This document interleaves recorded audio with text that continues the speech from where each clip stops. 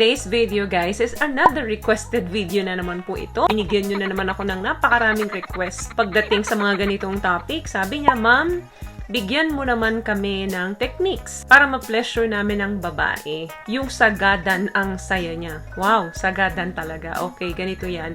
Ang good sex, guys, ay teamwork yan. Hindi po pwedeng isa lang. Hindi pwedeng si babae lang ang gagawa at si lalaki lang ang magbe-benefit. Para din yan relationship, guys, na kailangan give and take para magkaroon ng successful talik doon sa inyong dalawa. Sa kultura kasi natin, we doesn't spend much time sa mga usapin na ganito like female body, male body. So, hanggang ngayon, nagle-learn pa rin karamihan ang mga babae doon sa mga experience nila. Okay, technique number 1 para mabigyan mo ng pleasure ang babae. Take time. Sa isang babae, para magkaroon kayo ng better sex, kinakailangan na ang environment niya ay relax para magkaroon siya ng focus. Tanggalin mo yung mga distractions, yung mga errands, yung mga gawaing bahay na nakatoka sa kanya. I-delay nyo yan. Kailangan mag-focus kayo doon sa gagawin nyo. Kapag naramdaman ng babae na siya ay relax, comfortable, yung mood niyan mag-switch off agad into a good and better mood. So, sino ang magbe-benefit? Kayong mga boys. Kapag inilagay mo ang babae doon sa rush, distracted, inilalagay mo siya to make it harder for her to feel good. So, anong mangyayari? Hindi siya makakapag-perform ng maayos kasi distracted siya.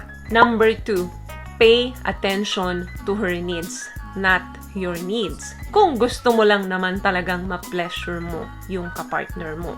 Orgasms feel good. Pero may mga babaeng after ninyong gawin ito, hindi ako masaya, hindi ako satisfied. The thing is, hindi naman sasabihin sa'yo yun ng babae. Always remember, boys, that this is a process kung gusto nyo magkaroon ng pleasurable na pagniniig. So, anong dapat gawin? Subukan mong hawakan yung buong katawan niya ng may diin, may tamang stroke para magkaroon ng magandang blood circulation yung kanyang katawan. Ipinaparamdam nyo sa babae na meron siyang time para i-enjoy kung ano man yung ino-offer nyo sa kanya. So please, pay attention to her needs before your needs. Number 3, map her body. Hindi po ito yung map na map sa floor. Ito po ay map na mapa. What I'm saying is, i-explore mo yung different erogenous part ng kanyang katawan, including dyan yung leeg, yung kanyang likod, yung kanyang batok, shoulder, scalp, ears. Sama nyo na rin yung kanyang mga paa at yung kanyang mga palad. So, i-experiment nyo yung bilis na may kasamang pressure. Invite mo siya na tulungan ka niya para ma-navigate mo yung katawan niya. Another thing, kailangan mag-focus ka sa kanyang tingiling. Alam mo na kung ano yun. So, keep your focus on the vulva. Ano yung vulva? Ito yun, guys, yung kabuuan. Inner and outer. Lalong-lalo na dun sa mani. Kasi, napakarami, thousands of nerve endings ang meron dyan. Napakaliit na hugis niyan, pero makapangyarihan yan para sa babae. Hindi lang dun sa isang spot. Instead, ikot-ikot yung dila para masatisfy nyo talaga siya. So, take time kayo. And karamihan sa mga babae, hindi yan nakakatapos ng penetration alone lang. So, kailangan meron kayong tingiling stimulation, plus meron pa kayong mga pagpasok na ginagawa doon sa kanyang vagina. Another thing, gumamit kayo ng mga laruan or toys. Hindi lahat ng babae komportable dito. Hindi lahat ng babae gusto ito.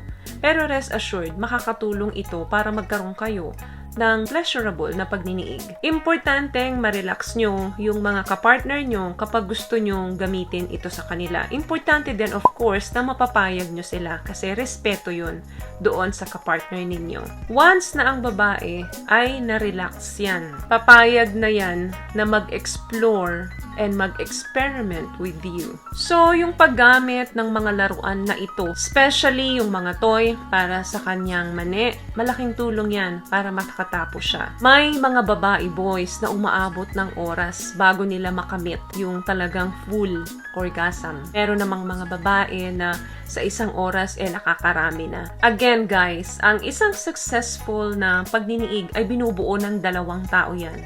Teamwork yan. Hindi pwedeng isa lang. Hindi pwedeng isa lang ang doer at isa ay receiver. It should be doer to doer, receiver to receiver. So, cycle yan ng dalawang tao. Proseso yan. So, i-invite nyo ang isa't isa para makipag-participate doon sa process. And also, encourage him or her na i-express yung sarili nila. And tamang techniques na magpo-provide ng tamang recipe para makamit ninyo yung pleasurable na pagniniig.